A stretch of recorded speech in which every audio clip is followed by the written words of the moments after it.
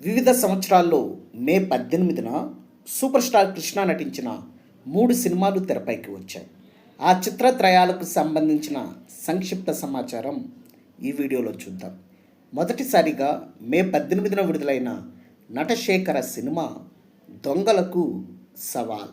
1979 మే 18న సందడి చేసిన ఈ జనరంజక చిత్రంలో కృష్ణకి జోడీగా జయప్రద నటించగా, మోహన్ బాబు, సత్యనారాయణ, నాగభూషణం ముఖ్య పాత్రల్లో అలరించారు. కేఎస్ఆర్ దాస్ డైరెక్ట్ చేసిన ఈ మూవీకి సత్యం స్వరాలు సమకూర్చారు. దొంగలకు సవాల్ సినిమా విడుదలైన 16 ఏళ్ల తరువాత అంటే 1995 మే 18న డియర్ బ్రదర్గా పలకరించారు సూపర్ స్టార్. ఇందులో గౌతమి కథానాయికగా కనువిందు చేయగా, టి ప్రభాకర్ దర్శకత్వం వహించారు.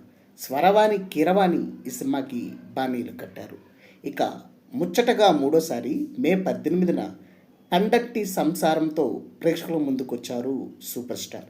2001 మే 18 అంటే సరిగ్గా 25 ఏళ్ల క్రితం ఇదే రోజున రిలీజ్ అయిన ఈ మూవీని స్వీయ దర్శకత్వంలో రూపొందించారు కృష్ణ.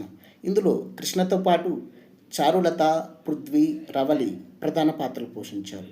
వందే మాత్రం శ్రీనివాస్ సంగీతం అందించారు. ఇయర్స్ వీటిలో మీరు ఎక్కువసార్లు చూసిన సినిమా ఏంటి? అలాగే ఏ సినిమాని ఏ థియేటర్లో చూసారో కామెంట్ బాక్స్లో పోస్ట్ చేయండి.